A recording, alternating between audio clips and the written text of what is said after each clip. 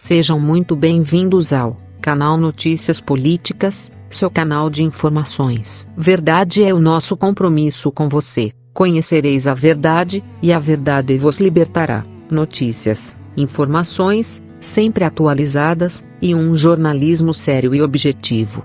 Muito obrigado por você estar aqui. Atenção! Uma carta de Donald Trump para o diretor-geral da Organização Mundial da Saúde, OMS, Casa Branca, Washington, D.C. 18 de maio de 2020. A Sua Excelência, Dr. Tedros Adhanom Ghebreyesus, diretor-geral da Organização Mundial da Saúde OMS, Genebra, Suíça. Estimado Dr. Tedros, em 14 de abril de 2020, eu suspendi as contribuições dos Estados Unidos da América à Organização Mundial da Saúde enquanto meu governo investiga a falha da organização em responder ao surto da Covid-19. Essa investigação confirma muitas das sérias preocupações que apontei mês passado e identificou outras que a OMS deveria ter se ocupado, especialmente com a alarmante falta de independência da organização em relação à República Popular da China. Baseado nessa investigação,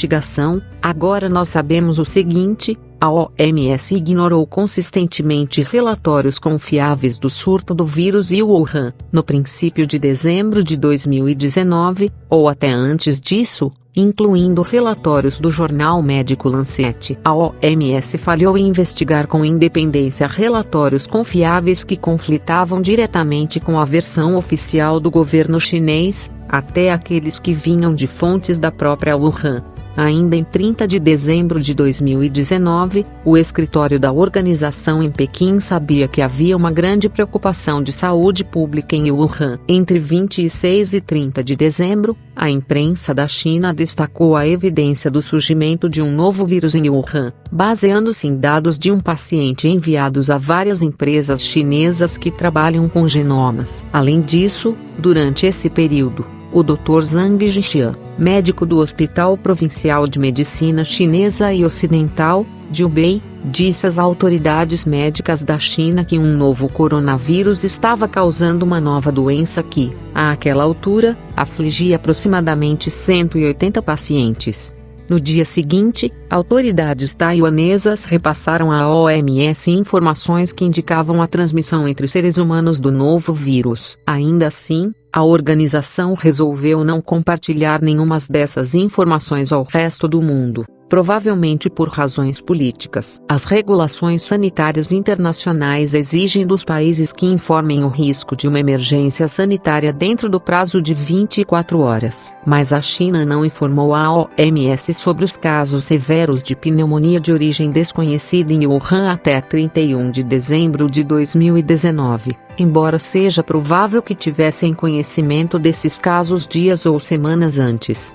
De acordo com o Dr. Zhang Yuanzhen, do Centro Clínico Público de Xangai, ele próprio contou às autoridades chinesas, em 5 de janeiro de 2020, que havia sequenciado o genoma do vírus. Não havia publicação dessa informação senão 6 dias depois, em 11 de janeiro de 2020. Quando o Dr. Zhang, de Percy, postou a descoberta na internet. No dia seguinte, as autoridades chinesas interditaram seu laboratório para retificações. Até mesmo a OMS reconheceu a postagem do Dr. Zhang como um grande ato de transparência, mas a organização tem estado visivelmente calada tanto em relação ao fechamento do laboratório do Dr. Zhang como em relação à sua afirmação de que ele havia notificado as autoridades chinesas sobre sua descoberta 6 dias antes. A Organização Mundial da Saúde tem feito repetidas afirmações sobre o coronavírus que são grosseiramente imprecisas ou enganosas. Em 14 de janeiro de 2020, a OMS gratuitamente reiterou a agora refutada tese da China de que o coronavírus não era transmissível entre seres humanos, afirmando que investigações preliminares conduzidas pelas autoridades chinesas não encontraram evidências claras de uma transmissão entre seres humanos do novo coronavírus, 2019-nCoV, identificado em Wuhan, China. Essa afirmação estava em conflito direto com os relatórios censurados vindos de Wuhan. Em 21 de janeiro de 2020, O presidente chinês Xi Jinping supostamente pressionou você a não declarar o surto do coronavírus uma emergência. Você cedeu a essa pressão no dia seguinte e disse ao mundo que o coronavírus não configurava uma emergência de saúde pública de preocupação internacional. Apenas uma semana depois, em 30 de janeiro de 2020, evidências acachapantes indicando o contrário o forçou a mudar de curso. Em 28 de janeiro de 2020, após encontro com o presidente Xi em Pequim, você elogiou o governo chinês por sua transparência em relação ao coronavírus, anunciando que a China havia estabelecido um novo padrão para o controle de surtos e deu tempo ao mundo. Você não mencionou que a China tinha, àquela altura, silenciado ou punido diversos médicos por denunciarem o vírus, nem mencionaram a restrição às instituições chinesas de publicar informações sobre ele. Mesmo após tardiamente declarar o surto uma emergência de saúde pública de preocupação internacional em 30 de janeiro de 2020, você falhou em não pressionar a China pelo imediato acolhimento de uma equipe de especialistas em medicina da OMS. Como resultado, essa equipe emergencial não desembarcou na China senão 2 semanas depois, em 16 de fevereiro de 2020. E mesmo então, a equipe não foi autorizada a visitar Wuhan até os dias finais de sua estada na China. Destaque-se que a OMS se calou quando a China negou a 2 membros norte-americanos da equipe o pleno acesso a Wuhan. Você, também, enalteceu as restrições que a China impôs sobre as viagens domésticas, mas, inexplicavelmente, foi contra o meu fechamento das fronteiras dos Estados Unidos, ou a proibição de ingresso. Em relação às pessoas vindas da China, eu estabeleci a proibição de ingresso independentemente do seu desejo. O seu jogo político nessa questão foi mortal, já que outros governantes, confiando nas suas recomendações, demoraram em impor restrições que teriam salvo vidas em relação a viagens para ir à China. Inacreditavelmente, em 3 de fevereiro de 2020, você reiterou sua posição, opinando que, em razão de a China estar fazendo um grande trabalho protegendo o mundo do vírus, as restrições de viagens estavam causando mais mal do que bem. Ainda àquela altura o mundo soube que, antes de fechar a cidade de Wuhan, as autoridades chinesas permitiram que mais de 5 milhões de pessoas deixassem a cidade e muitas dessas pessoas embarcaram para diversos destinos internacionais ao redor do mundo. Em 3 de fevereiro de 2020, a China estava pressionando países fortemente a suspender ou evitar restrições de viagem. Essa campanha de pressão foi impulsionada pelas afirmações incorretas que você fez naquele dia, dizendo ao mundo que a disseminação do vírus fora da China era mínima e lenta e que as chances da disseminação fora da China eram bem pequenas.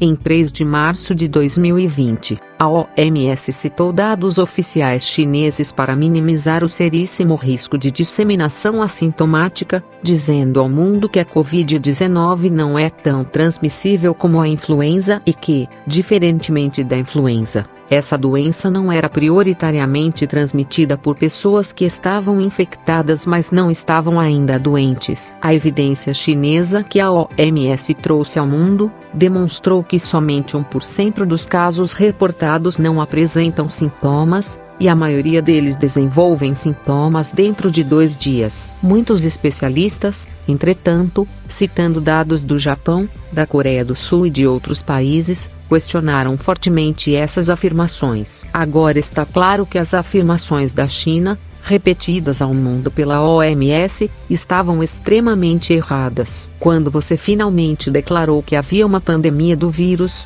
em 11 de março de 2020, ele havia matado mais de 4.000 pessoas e infectado mais de 100.000 pessoas em ao menos 114 países ao redor do mundo.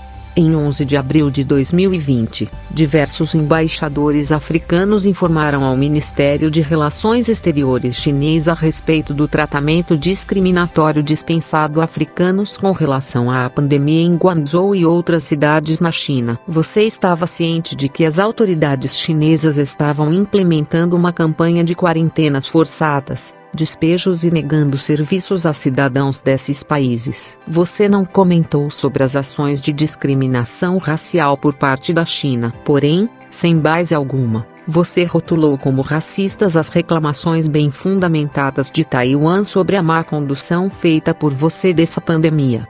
Durante toda essa crise, é curioso que a OMS venha insistindo em elogiar a China por sua suposta transparência. Consistentemente, você tem se somado a esses elogios, a despeito da China ter sido qualquer coisa menos transparente. No começo de janeiro, por exemplo, a China ordenou a destruição de amostras do vírus, desprovendo o mundo de informação essencial. Mesmo agora, a China continua a minar as regulações sanitárias internacionais ao recusar-se a compartilhar dados precisos e de forma ágil, amostras virais isoladas e por reter informações vitais sobre o vírus e sua origem. E, até hoje, a China continua a negar acesso internacional a seus cientistas e laboratórios relevantes, isso tudo enquanto segue ampla e imprudentemente culpando e censurando seus próprios especialistas. A OMS tem falhado em publicamente exigir da China que permita uma investigação independente sobre as origens do vírus, apesar do recente endosso dessa investigação pelo seu próprio Comitê de Emergência. A falha da OMS em exigir essa investigação levou Estados-membros da OMS a adotar a Resolução Covid-19 Response na Assembleia Mundial da Saúde, a qual ecoa a solicitação dos Estados Unidos e muitos outros por uma pesquisa imparcial, independente e abrangente de como a OMS lidou com a crise. A resolução também pede por uma investigação sobre as origens do vírus, a qual é necessária para o mundo saber a melhor forma de combater a doença.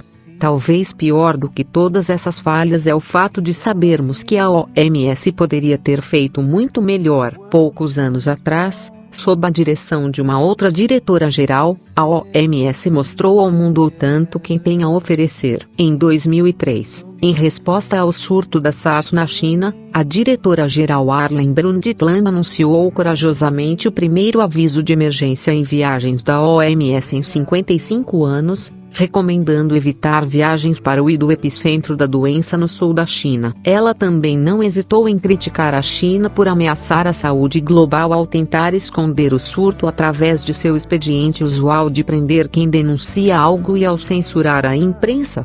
Muitas vidas poderiam ter sido salvas se você tivesse seguido o exemplo da doutora Brundtland. Está claro que os seus repetidos erros e da sua organização na resposta à pandemia têm sido extremamente custosos ao mundo. O único caminho à frente para a OMS é se ela puder de fato demonstrar sua independência da China. Meu governo já começou tratativas com vocês sobre como reformar a organização, mas uma ação é necessária, rapidamente. Não temos tempo a perder. É por isso que é meu dever, como presidente dos Estados Unidos, informar a você que, se a OMS não se comprometer com melhorias substantivas nos próximos 30 dias, eu irei alterar para permanente o meu congelamento temporário da contribuição dos Estados Unidos à OMS, e irei reconsiderar nossa filiação na organização. Não posso permitir que os dólares dos pagadores de impostos norte-americanos continuem a financiar uma organização que, no seu formato atual,